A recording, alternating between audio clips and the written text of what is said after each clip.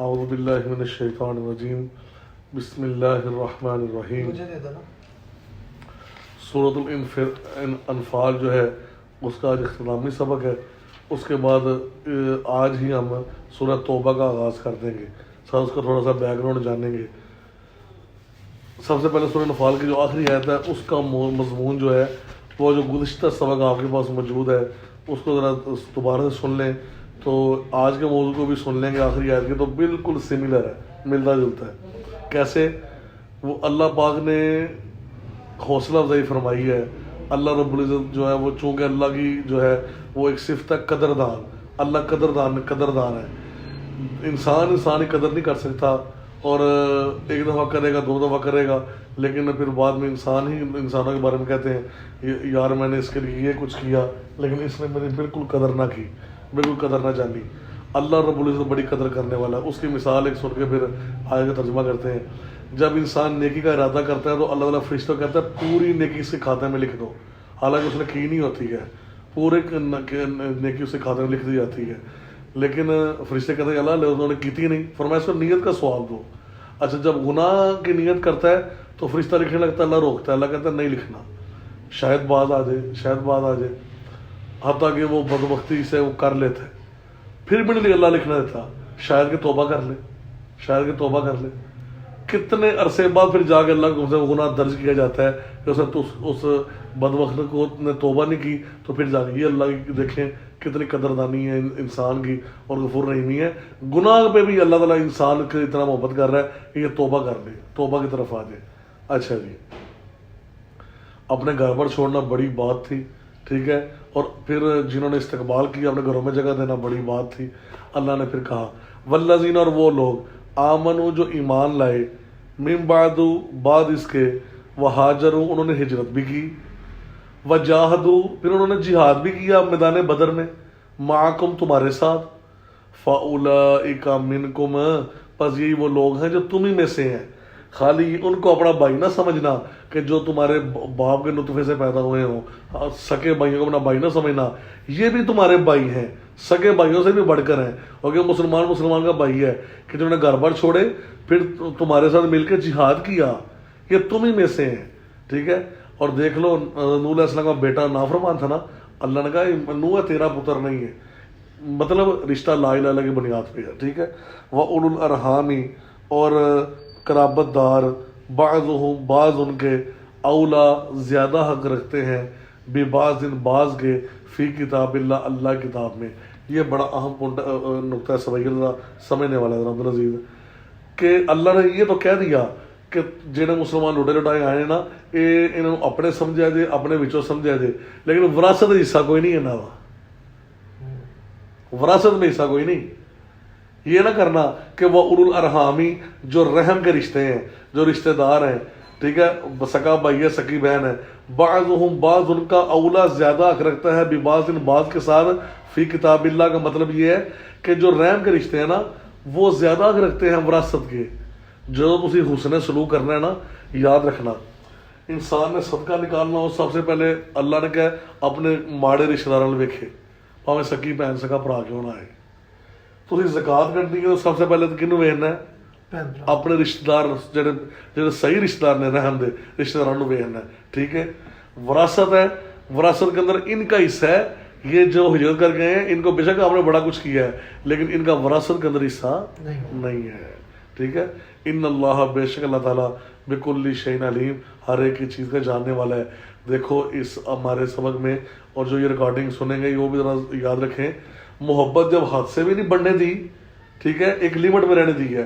محبت ہاتھ سے بڑھے تو غلوب ہو جاتا ہے نا۔ دیکھو محبت کا ٹھیک ہے ہجرت کرنا ہے، جگہ دیتی بڑا اچھا، لیکن انہوں نے اپنے یہ نہ کرے کہ سکے پرانو پش اپ کر کے سائڈ سے کر کے انہوں نے وراثت حصہ بنا دیو۔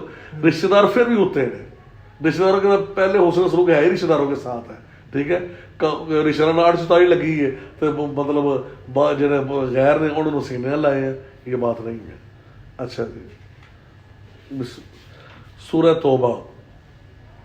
توبہ کے شروع میں بسم اللہ کیوں نہیں ہے؟ صرف 2 آیتیں ہم پڑھیں گے، ٹھیک ہے۔ اس کی سورہ توبہ کے اندر بسم اللہ کیوں نہیں ہے؟ اس کے 2 اقوال ہیں، دونوں اقوال صحابہ کے جو ہے نا وہ موجود ہیں، دونوں میں سے کسی پر بھی ایمان لے آئے۔ پہلا قول یہ ہے کہ چونکہ مشرکین مکہ کے اوپر اللہ کو غصہ ہی بڑا تھا، اللہ رب العزت نے اپنا الرحمن الرحیمی جو ہے وہ یہاں پر سورۃ شروع میں تذکرہ نہیں کیا، ٹھیک ہے۔ اللہ نے یہ اپنی صفت ہی یہاں پر نہیں لائے، کیونکہ اللہ نے اس صورت میں ان کو مارنے کو حکم دیا ہے، ان کے پور پر مارنے کو حکم دیا ہے، ان کو مکہ سے نکالنے کو حکم دیا ہے، تو یہ اللہ کا غصہ ہے، ٹھیک ہے۔ اس وجہ سے جو ہے نا ادھر اللہ نے اپنی غفور رحیمی کا تذکرہ نہیں کیا، رحمان الرحیم ہونے کا۔ دوسرا صحابی کہتے ہیں کہ چونکہ اللہ کے نبی نے جب قرآن ہمیں لکھوایا یا ہمیں سنایا، آپ نے اس سے پہلے بسم اللہ نہیں لکھوائی، بسم اللہ نہیں پڑھی، تو نہ لکھوائی ہے نہ پڑھی ہے، تو لہذا ہم نے بھی نہیں پڑھی۔ ہم کیوں؟ اتنی بھی خیانت صحابہ نے نہیں کی ہے۔ 114 صورتیں نے 113 صورتیں بسم اللہ الرحمن الرحیم ہے، یہ صورت بسم اللہ الرحمن الرحیم، حالانکہ اجتہاد بڑے بڑے ساڑھے مفتی پیدا ہوئے ہیں نا، وہ دیکھو جی انہوں نے باقی بھی یہ اس کو ہوتے تھے لکھ دیتے، لیکن صحابہ نے کہا جب اللہ کے نبی نے پر وہی اتری ہے، آپ نے نہ سنایا اور نہ لکھوایا، تو ہم نے بھی یہ کام نہیں کرنا۔ اچھا، اگریسو سٹارٹ ہے، پہلے سٹارٹ سن لیں سرسری، پھر میں آپ کو تشریح بتا کے تو ترجمہ کر کے بعد چھٹی کرتے ہیں۔ بیزاری کا اعلان ہے، قطع تلقی کا اعلان ہے، اعلان جنگ ہے، تینوں معنی ہیں، اللہ کی طرف سے اور اس کے رسول کی طرف سے ان لوگوں کی طرف کہ جن سے تم نے عہد کیا ہے مشرکوں میں سے، ٹھیک ہے۔ کیا مطلب ابھی سمجھاتا ہوں میں۔ فسیحوا فی الارض، پس چل پھر لو زمین میں، اربعۃ اشہر 4 مہینے، مزے کر لو، وَاعْلَمُوا جان لو، انکم غیر معجز اللہ، تسی اللہ نو عاجز نہیں کر سکتے، اللہ تعالیٰ رسوا کر دے گا کافروں کو۔ اب اتنی مطلب اگریسو سٹارٹ ہوا کیا تھا؟ ہوا یہ تھا فتح مکہ کے بعد نا ان مشرکین مکہ نے غزوہ تبوک جو تھا نا وہ رومیوں کے ساتھ تھا۔ انہوں نے یہ سمجھا تھا کہ رومی سپر پاور نے تو مسلمان تھے ملیا میٹ ہو جائیں گے، دوبارہ مکے اسی خانہ کعبہ بتانا پڑھائیں گے، 360 بت جو مسلم نے توڑے ہیں نا، یہ بڑا فاتح مکہ بن کے، اور حضرت ابو بکر کو میرے حج بنا کے بھیجا ہوا ہے نا، ہم دوبارہ جو ہے نا وہ قبضہ کریں گے، دوبارہ یہ کریں گے وہ کریں گے، شرک شروع کریں گے۔ تو غزوہ تبوک مسلمان جیت گئے، رومیوں کی دوڑیں لگ گئی، سپر پاور پر بھی اللہ نے جو ہے نا وہ داغ بٹھا دی۔ اللہ تعالیٰ نے جدو ویکھیا نا کہ انہوں نے مگر معاہدے کا توڑے، غزوہ تبوک میں جانے کی دیر ہے، انہوں نے نا تھوڑی سی وائلیشن کی مکہ کے اندر، اپنی عبادات کی اور پھر شرک کے معاملے کیے۔ فتح مکہ کے بعد کی بات ہے، غزوہ تبوک ہوا تھا اس کا، ٹھیک ہے۔ اللہ تعالیٰ نے غزوہ تبوک کے بعد حکم دے دیا یہ 4 حرمت والے مہینے نے، کیڑے کیڑے والا؟ محرم، صفر، رمضان اور ربیع الاول، شعبان، ربیع الاول نہیں، ٹھیک ہے۔ یہ 4 مہینے حرمت گئے، اے لنگ لیندے ہو اگے تے اے عیسائی تے اے مشرک جڑے سن، عیسائی بھی ساتھ ملے ہوئے تھے، انہوں نے کیا سی کہ ٹیکس دے کے رہن، جزیہ دے کے رہن۔ ہوں تسی میں حکم دینا وا مکہ و مدینہ مشرکین پاک کر دیو، خاص طور تے مکے چنا مشرک کٹ دیو۔ مکہ سے پھر کوئی مشرک باقی نہ تھا، ان کو گھروں سے نکال دیا گیا تھا، مار مار کے پھینٹ لگا کے، کوئی کسی جس سے تمہارا معاہدہ بھی ہے توڑو معاہدے، یعنی معاہدہ کی ہے تو میرا غلام ہے یا تمہاری جنگ بندی ہے، کس سے معاہدے کی کوئی پابندی نہیں ہے، تو میں مسلمانوں کہتا ہے جی تسی بھی نہیں منو گے اسی تواڈے تے بھی ناراض ہوواں گے، ٹھیک ہے۔ اس واسطے کہ اللہ اور رسول دا اعلان جنگ ہے، پہلے سود کے متعلق کہا اعلان جنگ ہے، پھر ادھر اللہ نے اعلان جنگ کا، لہذا جن سے تمہارے معاہدے مشرکوں سے سب ختم ہوئے، 4 مہینے مزے کر لین، جو مرضی کر لین، 4 مہینے یا نکل جان یا توبہ کر لیں یا مسلمان ہو جان یا دفع ہو جان، ٹھیک ہے۔ نہیں پھر ڈنڈے کے زور دے دفع کرنا ہے، اور ڈنڈے کی میں مارنے نے یہ اگلی آیتوں کے اندر ہے، ٹھیک ہے۔ لو جی، براءۃ اعلان جنگ ہے، من اللہ اللہ کی طرف سے، ورسولہ اور اس کے رسول صلی اللہ علیہ وسلم کی طرف سے، الی الذین ان لوگوں کی طرف، عاہدتم جن سے تم نے معاہدے کیے ہوئے ہیں، من المشرکین مشرکین میں سے، فسیحوا اللہ ڈیڈ مشرکوں سے کہہ رہا ہے چل پھر لو ذرا، فی الارض زمین میں، 4 اشہر 4 مہینے، وَاعْلَمُوا اور جان لو، انکم بے شک تم، غیر معجز اللہ کو عاجز نہیں کر سکتے، نہیں تم عاجز کر سکتے ہرا سکتے اللہ کو، وَأَنَّ اللَّهَ بے شک اللہ تعالیٰ مخزی رسوا کر دے گا الکافرین کافروں کو۔